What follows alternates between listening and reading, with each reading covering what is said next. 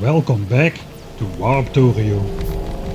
In the last episode we finally made it back to the homeworld, but we are woefully underprepared to start taking on the biters. So you'd expect we'd be beelining military technologies like the Spidertron and rocket and laser damage upgrades. All of those technologies are easily in reach and directly researchable, but instead Playing Mike seems to have become obsessed with economic upgrades for some reason. Currently he's upgrading the War Beacon to 10 module slots instead of 8, a deviation which costs way more science than just going for Spidertron and military upgrades directly. Well, he did say something about a technology related to 3D printing or something. So let's see what kind of aces this guy thinks he has up his sleeves this time. My guy here obviously isn't thinking about military campaigns yet, as he's applying several small economic optimizations around the base. Upgrading inserter stack size to keep up with the new speedy base after we completed the War Beacon with 2 extra Mark III speed modules, optimizing science production with Mark III assemblers, and currently upgrading steel throughput, as well as installing some extra iron plate production on the Warp factory floor. Not only will this increase the current maximum of iron production and throughput we've got to the factory floor, the iron smelting up here will also make use of the insane productivity bonus we have going on. With the now fully upgraded War Beacon, we choose to keep the global productivity bonus at 60%, going for maximum speed instead. Maximum speed towards over 100% global productivity bonus, that is. To make that happen, we need roughly 10,000 red and 10,000 blue chips. Blue chips is actually running on schedule, believe it or not, but as red chips are a red hot commodity, we try to increase red chip production somewhat by placing another 4 bot fed assemblers on the outskirts.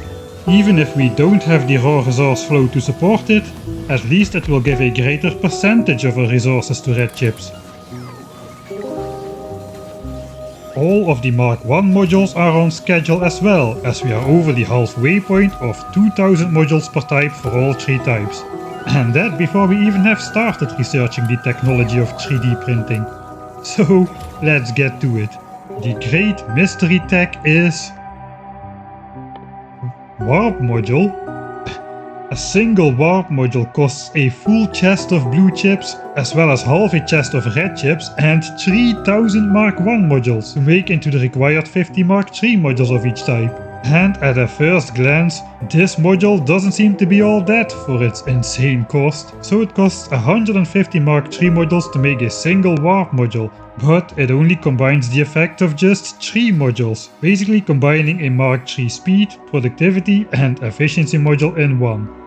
And sure, with the 2 warp modules you're apparently planning to make, given the amount of resources you're stashing, boosting the War Beacon from 60% to 80% productivity without sacrificing speed sounds nice, but man, that's an insignificant effect given the insane cost of those modules.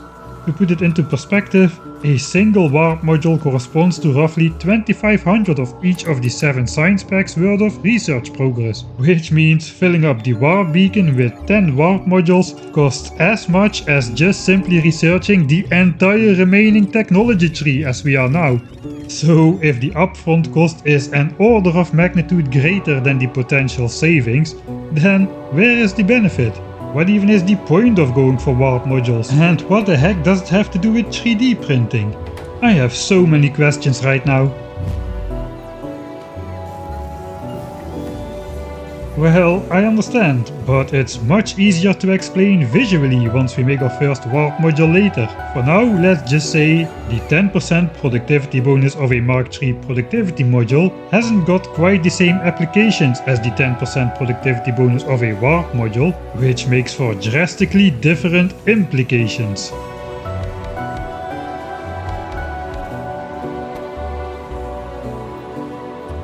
For now though, after starting the processing of 3000 Mark I modules into the 750 Mark II modules required for the 150 Mark III modules for the single first warp module, we are using the downtime to go outside and touch some sand, I guess. Unfortunately we are in a desert here.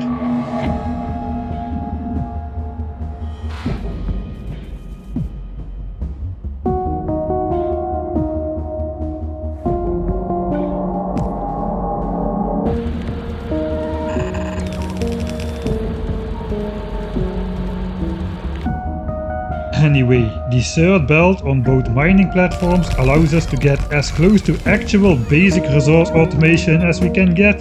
Oil and coal are now fully automated processes. We no longer will be collecting stone or smelting stone bricks outside. Instead, we will belt raw stone inside through the iron mining platform and stick it into a bunch of chests just like the other resources. We've got a stone brick smeltery set up since the dawn of the warp factory floor, so let's finally apply the productivity bonus to stone bricks as well. Eventually we will achieve true automation of every resource, but that will require us to eliminate every single biter on our homeworld. But now the moment has finally come. It is finally time to see what all the fuss is about, as we are about to make our first warp module.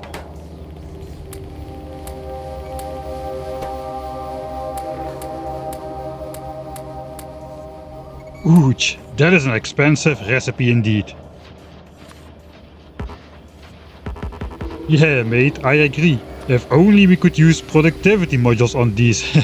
It'd be totally broken if you could use productivity modules on these super expensive... Wait, what? Warp modules can be used on end products? That is insane!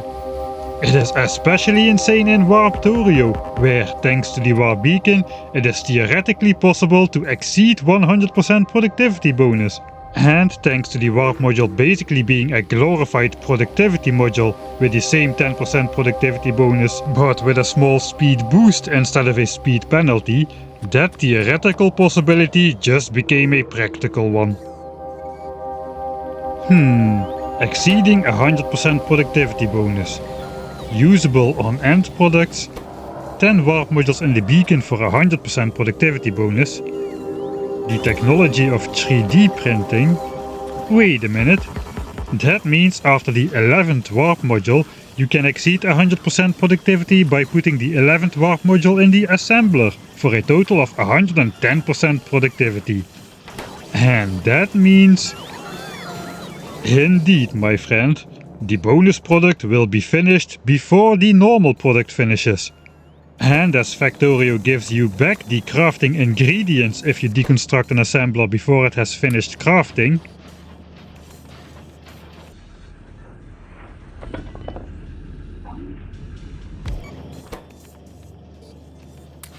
we can eat our cake and have its ingredients too.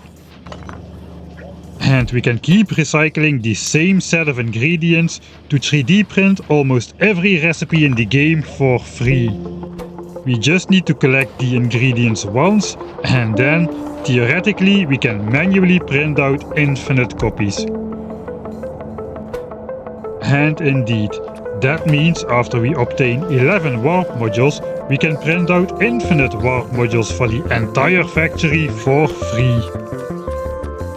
Well, there is the time cost of a couple hours of extremely repetitive manual grinding of course, as for every printout we need to manually deconstruct the assembler at just the right moment after receiving the bonus product but before actually consuming our ingredients by letting the actual product finish crafting.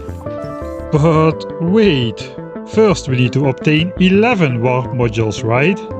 I mean, now we've got the first one, which means you get 10% productivity bonus on the second warp module, but that will still just net you the second warp module, with an intangible 10% progress on the bonus warp module counter. Then you can get 20% productivity on the third one, 30% on the fourth one,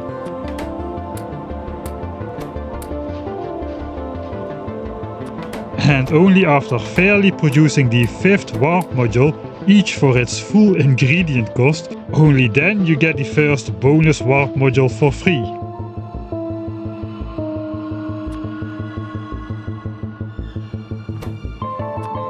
Okay, after that the bonus products will be obtained a bit faster.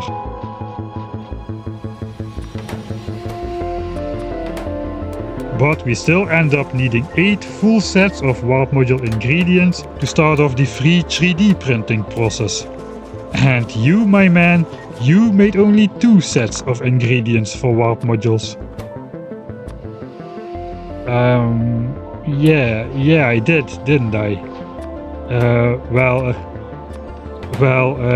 I must have yet another genius hidden exploit to obtain my first 11 warp modules, right?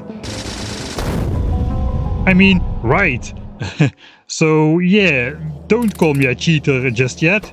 Just give me another week to try and come up with a plausible explanation in the next episode, okay? For now, we'll just trust playing Mike that he obtained these 14 warp modules in an honest and fair way.